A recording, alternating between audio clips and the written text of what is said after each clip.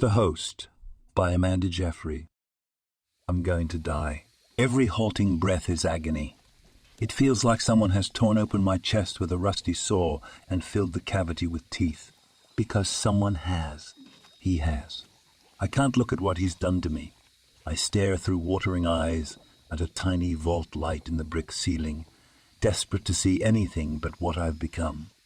Beyond lies Zaun, my city. But of the thousands of bustling souls there, not one will have noticed I'm missing. No one is looking for the man I was before.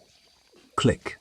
The recording device has clicked on, the wax cylinder turning steadily, and my breath catches again, this time against a sob.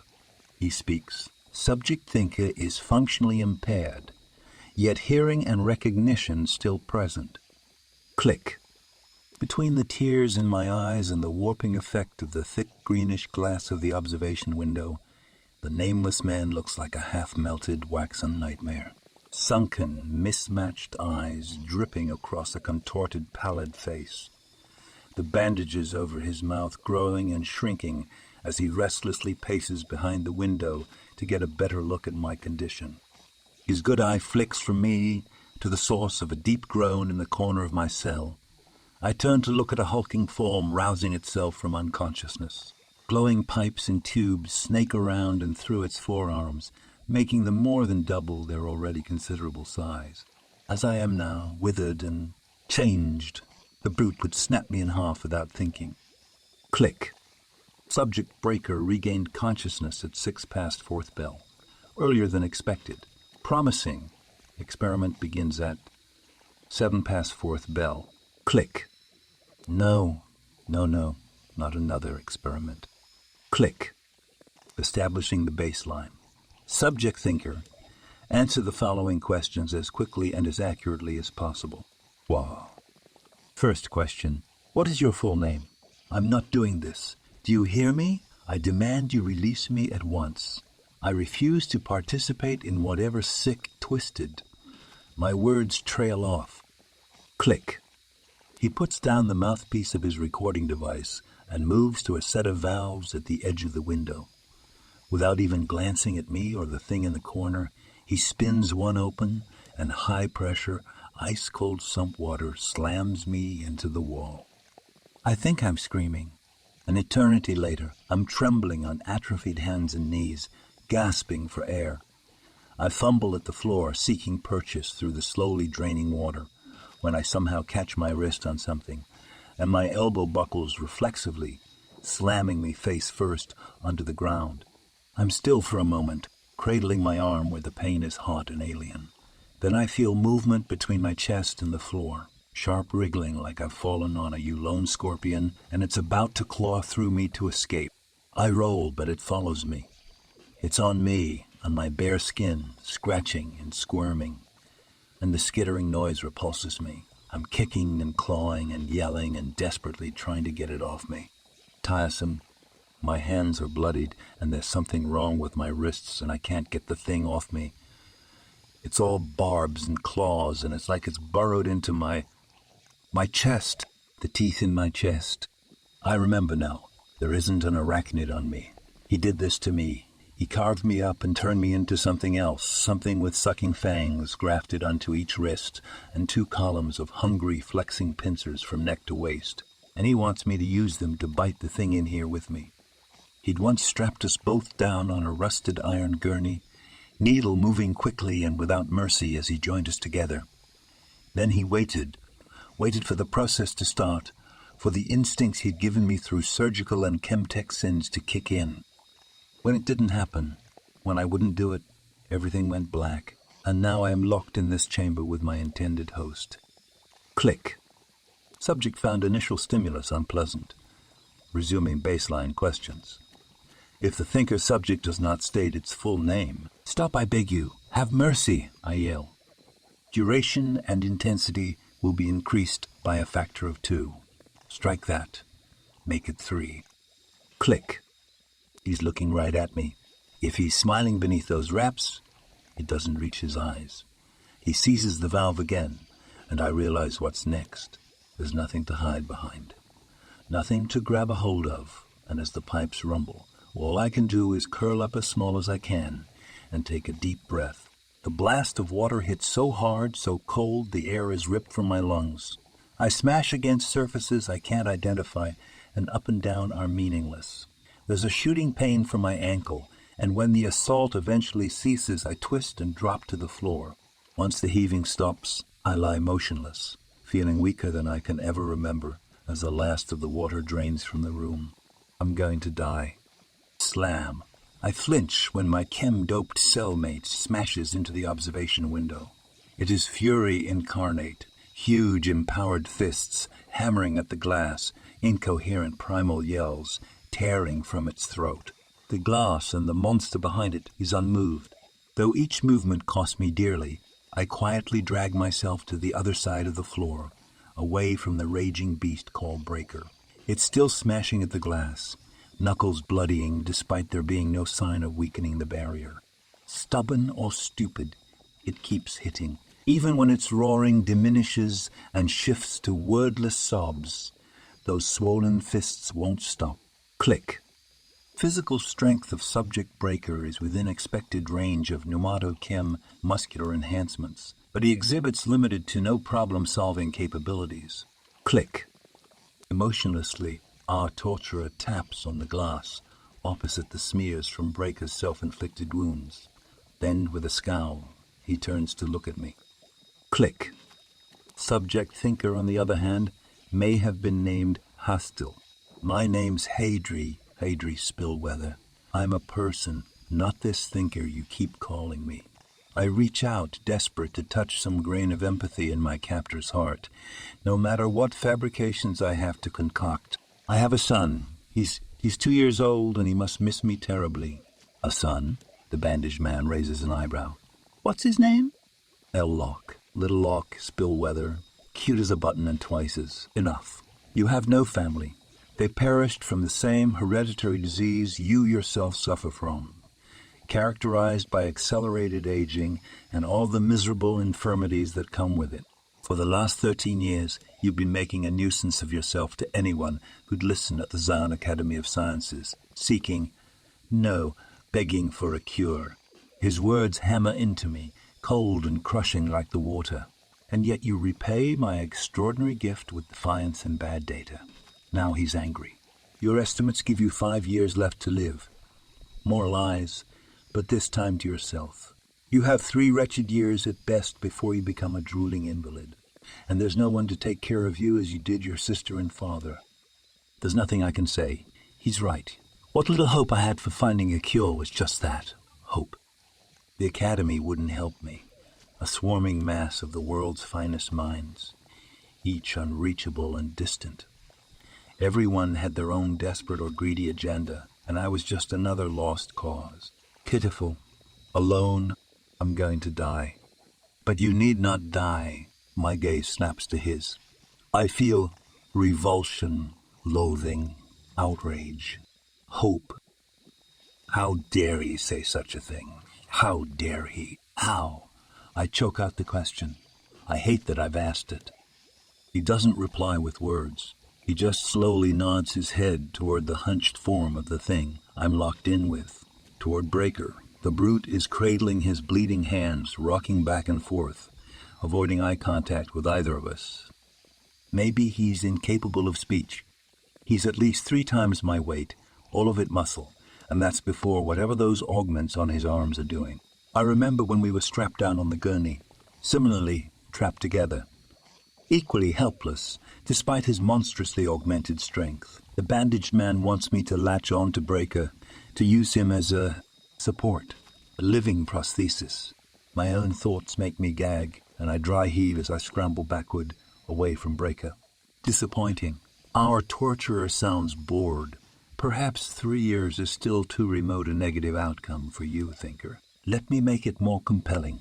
In your weakened state, you'll likely suffer multiple fractures each time I apply this negative stimulus. Within 4 more applications, I'd expect you'd be classifiable as only minimally mobile and face down in the water. You'll very slowly drown. He's leering through the glass at me. From previous observations, I'm led to believe it will be quite excruciating. Click. The room's too small. I can barely breathe. My heart is throwing itself against my rib cage like Breaker pummeling the observation window. I look to Breaker and catch his gaze on me. He immediately looks away. There was little understanding in those eyes, but I saw shared fear and something akin to sympathy. It's the first real human connection I felt in years, far more human than our captor. Without turning to meet his cold, calculating stare, I ask, and what happens if I do it? If I click? Once an ectoparasitic melding is established, I'll run tests on the nature of the pairing, on the extent of the parasite's behavior-altering capabilities on the host and so on the resilience of the resulting merged superorganism. The experiment will be concluded, and all this. He waves airily at the chamber, the pipes and valves, the glass observation window. All this will be done with. Click. I nod absent-mindedly, as if this is the most normal thing in the world, but my mind suddenly reels with realization. Testing the resilience of the organism, what a clean way to say torturing to death under a scalpel. This is no cure. Not for me. It's a death sentence. Finger width by finger width. I manage to pull myself to my feet, hugging the cold brick wall for support. I gasp and wobble for a moment. My ankle is broken already before turning to face my enemy through the window. No. There's a long pause. I can hear the sounds of Zaun, water dripping from the pipes, distant pumps, and the low, comforting rumble of never-sleeping machinery. At the very edge of my senses, I fancy I can hear fifth bell chiming. I expect nothing of my captor. Still, I'm surprised when he reaches out. Click. Subject is uncooperative. Click. He spins the water valve to full strength. Pain. The water hits like a mountain and slams me against the walls, ceiling, and floor without preference. I don't know which is which anymore. There's only noise. There's only darkness. There's only agony. Then there's light. A flash so bright that the world behind my eyelids turns gold. A lung-hammering boom. And then nothing. I regain consciousness, face down on the floor, battered and crushingly cold. I look up. Something's changed. Water still gushes out of the vents, though at a lower pressure. Light streams in from a hole punched near the ceiling. A way out. There are more flashes of yellow, followed by distant booms. A keening wail pierces through the ringing in my ears. With horror, I realize it's coming from Breaker. He's cradling his face, blood weeping between his fingers. He charges into the wall, spins, and tumbles into the water. The water. It's rising. In a panic, I try to drag myself closer to the hole, but I'm not moving. The fangs on my wrists rake across the stone beneath the water, setting my teeth on edge, but even with my aching fingers clawing at the floor, I make no headway. I twist around to see if I'm caught on something, and blanch. A slab of fallen debris, probably the exact piece that opened that treacherous escape route, is crushing my lower back. I kick at it and nothing happens. I push it, and nothing happens. I try everything, squirming and screaming and flailing weakly. Slowly, the block tumbles from me and splashes to the side. Around me, the rising waters flush red. I can't feel my legs. Experiment ends at 2, no, 3 past fifth bell. I turn just in time to watch the bandaged man walk away from the window and out of sight. A heartbeat later, the lights go out. The sudden explosions, my paralysis or my defiance. I wonder which variable rendered his precious experiment worthless to him, worthy only of flushing. Curse him. I pull myself to a sitting position against the debris, my blood now black in the dim Zaun light. It feels like the heat is being sucked out of my core and I'm being frozen from the inside out. I have nothing left. Sobbing. I hear sobbing from Breaker, a boulder of despair hunkered in the corner, the tubes on his arms creating their own faint green illumination. I keep my voice low. Hey! His head snaps up. Black streaks surround his ruined eyes, underlit by what that monster behind the glass did to his arms. An expression of anguish and loss twists on his face as he frantically angles his head to listen. Breaker? I'm shivering. It's hard to get the words out. Hey, I'm sorry, I don't know you're real. Breaker rises, splashing and stumbling, his tech implants casting wild shadows. He charges toward me. I squeeze my eyes shut, awaiting the impact. Suddenly I feel a hand, hot and enormous, on my head. I open my eyes, and Breaker is crouched in front of me, clumsily patting my face and shoulders, as if to make sure I'm real. A distant flash through the gap in the ceiling, like amber lightning, illuminates him. Under the blood and swelling, he looks so innocent, so alone. I'm going to die. But maybe Breaker doesn't have to. Breaker? Breaker, you have to listen to me. He takes my hand and turns his head to point an ear my way. There's a way out, I tell him. A hole in the ceiling. You want to get out of here, right? Still holding my hand, he nods so vigorously that he jerks my body back and forth. The pain is white-hot against the ice-cold filling me. I almost welcome it. All right, good. Listen, now, you're going to have to let go of my heart. His refusal is clear in his death grip on my fingers.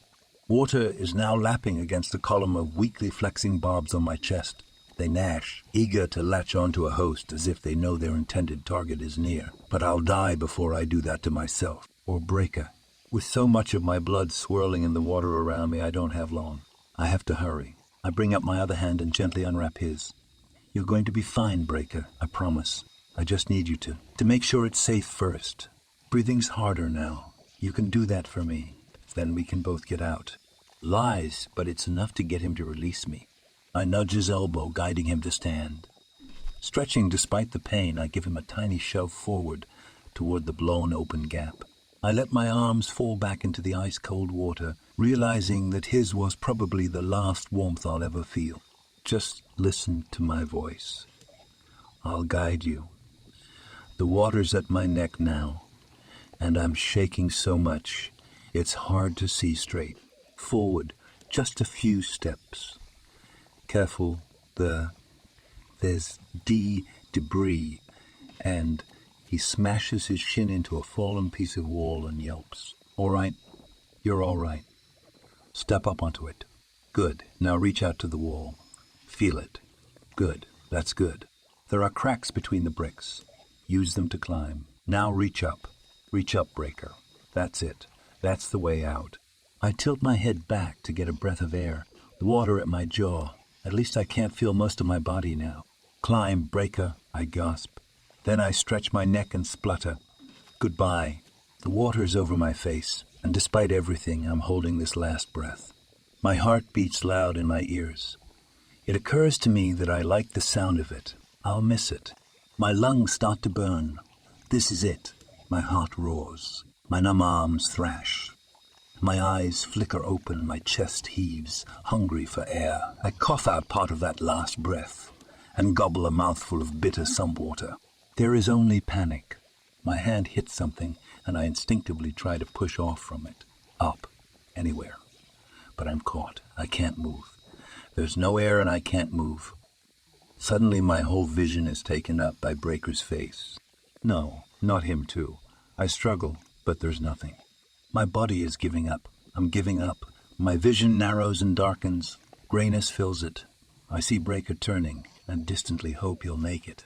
Something's wrong, or right. I can't tell. There's warmth and movement. I feel myself being lifted up. My body convulses and my vision turns sharp for just one beat of my weakening heart. Through the water, I see the back of Breaker's head. My chest. No, the things in my chest sense the spine pressed against them and flex back to strike, stretching like a too big yawn. A welcome pain. No. Yes. No. I don't want to die. As the barbs in my chest clamp down, I plunge my fangs deep into the sides of his neck. Crunch. We live. We're still submerged, but our lungs are full of air and empty. Our limbs are strong and powerful, and weak and broken. We can see again, like always. We push off for the faint light through the water. We bring up our hand to shove a metal bar out of the way. Our hand is shockingly big and farther left than we expected, and we almost overshoot. Adjust. We've got it now. It's so easy to push. The bar goes flying back. We kick upward and swim toward the hole in the ceiling. pulling ourselves up the last distance. We flop onto the roof outside. Air. We cough up the water in our lungs, while our other lungs breathe deeply. No, not our lungs. My lungs. My hearts beat hard and fast. My mind's reel. I climb down the side of the building with my powerful arms. When my feet touch the ground, it seems at once far away and slightly closer, offset to the side. I can hear with a depth and precision I couldn't have imagined. It smells like we're deep in Zaun. I'm surrounded by leaking containers and heaps of wriggling, sodden trash in a courtyard behind an old factory. High above, some distance away, a segment of fallen tower is precariously leaning against a chasm wall. Yellow flashes and rumbles, still issuing from secondary explosions. The source of my freedom, of my creation. I start at the sound of a piece of rubble falling from the cell wall behind me, and I'm reminded just how close I came to death, at his hands. I can't stay here, fear. Before I know it, I'm running. It's exhilarating. I'm shocked by how fast the world goes by, how easily my legs move. Quick as a flash, I duck down an alley. There's a gate blocking my path, but I've already spotted an outcropping of pipes I can vault from, and a hanging railing I can use to swing over it. Neither of my past selves could have done this, but I can. It's so easy. I land lightly and barely slow down. The impact hurts. One of my spines is broken, but it's distant, no longer a devastating injury. Now, my strengths complement each other, my weaknesses recognized and supported. I've never felt this way before. Greater than I was, more complete. At ease with myself. I lope onward, exiting the alleyway and running straight into a small crowd, leaving a church of the glorious evolved, a mass of mechanical legs, breather masks, extraneous metal arms, and other stranger augments. But each and every one of these unsettling, augment-obsessed cultists stops dead in their tracks to stare at me. He's got something on his back. A mechanical-eyed man says, "What is that?" A woman with a back-mounted prosthetic lung asks. "It's feeding on him," an unseen third hysterically yells from the rear of the crowd. Expressions change from shock to revulsion. I back up, but I'm surrounded. Someone shoves me from behind. I try to tell them to stop. "Please, leave me alone. Es, lia e allo." The words tumble out on top of each other, issuing from two mouths. I've never heard my new voice before, and it sounds both familiar and strange. The evolved don't seem to understand. A rock flies past my head. "Stop. I haven't done anything to you. You, I beg." My words are still out of sync. It's like talking through an echo. My voice won't do what I want, and these people won't listen. A yellow-haired man steps forward from the group, attaching a heavy hammer-like prosthetic to his augmented wrist. He raises it to attack. I said, "Leave me alone." It's my true voice, clear as a bell, harmonious in the discord, but words won't help me now. Frantic, I look around and find a steam pipe near me, bridging the alleyway from above. Just before my would-be attacker strikes, I leap up, hauling the pipe down to block. The hammer pierces it, and scalding vapor blasts into his face. He falls backward, screaming. I hear their yells and threats as I run away. I don't know where I'm going as I charge down the dark cobblestone streets.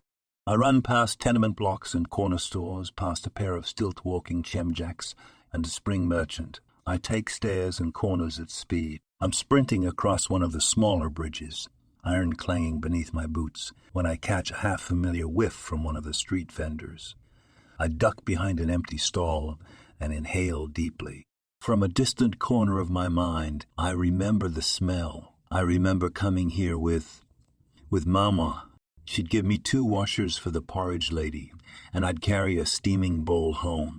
Home. My eyes well up at the thought. Somewhere I can hide, somewhere I can rest, somewhere safe. It's not far from here. This time, I'm running with heartsick purpose. Up 3 flights of stone steps on the chasm side, past the old broken glass house, then down 2 streets to the edge of the factory wood. Before I know it, I arrive at what was once my home. A charred husk remains long since abandoned. My mind tries to make sense of it. This was my home.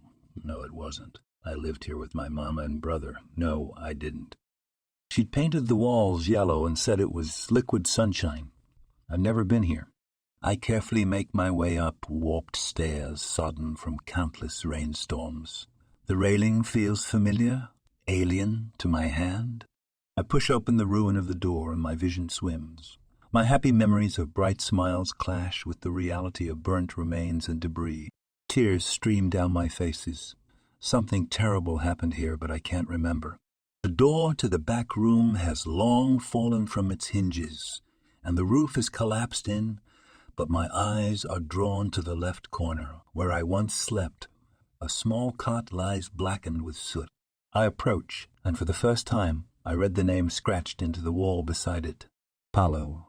That's me. My name is Palo. I was both. But the me that lived here, that was Palo. Hadri's mother died in childbirth, but Palo was raised by his mama. What happened? An accident? An attack? Did Mama anger the wrong Chem Baron? Did I do something without realizing? Mama's desk is a drenched wreck, but something glints in the pile of wood. Her hand mirror. It's cracked, likely from the heat. I pick it up. When I was Hadri, I couldn't bring myself to look at what the bandage man had turned me into. But that was a lifetime ago. I'm different in so many ways, and I have to know. I look. A nightmare looks back. A beaten, bloodied, and blinded man stands there, forearms encircled and pierced by glowing green tubes and cables. Hooked onto his back is a sickly parasite, its shriveled arms wrapped around his neck, their syringe-like fangs barely concealed. Its withered legs dangle uselessly. Bloodshot, beady eyes peer from behind the man's shoulder, widening in horror at what they see. Revulsion washes over me. I drop the mirror, and my largest hands scramble to tear the parasite from its host. I'm hideous. I'm smart now. I'm just a failed experiment. I'm better now. No one could ever love me. I love my new self. I'll always be alone. I don't want to be alone. Alone. I was so alone. The bitter loneliness of two lives hits me, and I throw back my heads and howl. No one person should ever feel this. No one person can. I howl for losses doubled and losses shared. I howl in sympathy for myself and for the depth of loss in another. Across Zaun, I hear others take up the cry, animals, humans, and something in between, who for one moment, paradoxically, are together in their loneliness. I collapse to my knees, my feet uselessly brushing against the floor behind me. I will live, not as Palo or Hadri, not as breaker or thinker. I'm both or all of them. I'm better this way. I tear one of the half-burned curtains from the wall and throw it over my shoulders, careful not to obscure my vision. My memories are too strange, too complex, too confusing. I can't stay here. I walk out the door and down the steps as I try to decide where a monster like me can possibly go. Click. In spite of, or perhaps due to, unexpected and explosive complications, Stage 1 of the host experiment has finally completed. Click. I freeze. My captor stands on the narrow street in front of the house, a pneumatic-powered dart gun leveled at me. Vials on his belt clink menacingly, filled with unknown liquids. It burns. And a bag on his back suggests he has many more terrible things at hand. He did this to me. I can feel the fury swell in both of my chests, my hearts thumping against each other with just rib cages between them. I take an instinctual step toward him. I don't think so, he warns. He casually flicks the dart thrower to the side, pulls the trigger, and spears a large viridian beetle straight through. I watch, horrified, as the liquid in the dart releases into its body, dissolving it almost immediately. It screams all too audible in my 4 ears. His gun is already reloaded, and it's aimed at me again. I raise 2 of my hands. Click. The following questions are for the thinker entity. Answer quickly, or I'll apply motivational pressures. What? Quiet. First question. What is your full name? The dart gun doesn't waver as his long, stained finger hovers over the recording device's switch. Hadri Spillweather. I look around for a way out. Somewhere to run. Anything. Good. Next question. What was your father's name? My father. I didn't know my... Wait, no, I did have a father. I looked after him when the disease worsened. His name was... Hurry up. Answer the question, the bandaged man demanded. Arvin Spillweather. I sounded more relieved than I expected, more desperate. Faster. Where did you live? What was your profession? What did I call myself when we first met at the academy? Here. I live Tay. No, wait. I don't. 451, room 451, at the Smell Bloom lodging house. Profession. Was I a clerk? I can't.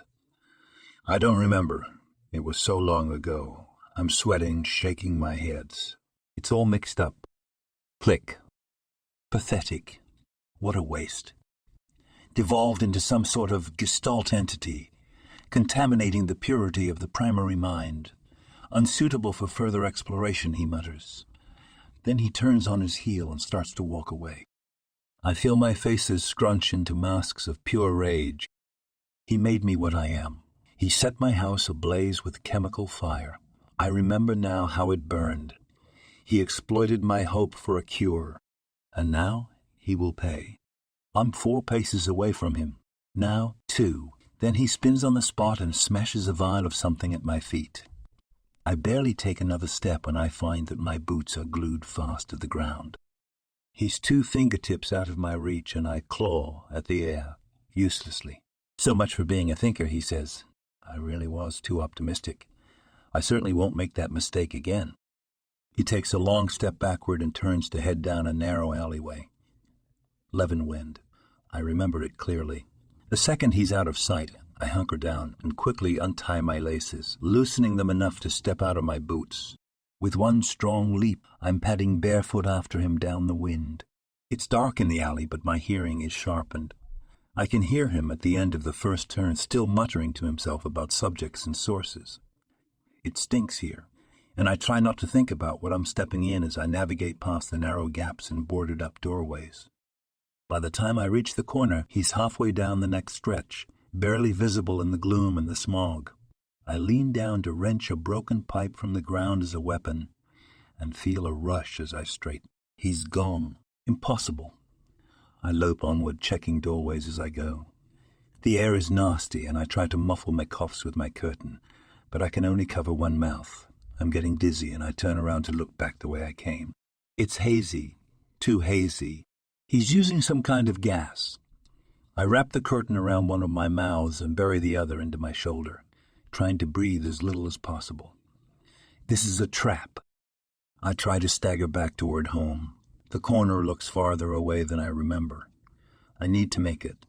I start to run, but one of the doors, red, metal, and spiked, suddenly opens, smashing into my face. I fall.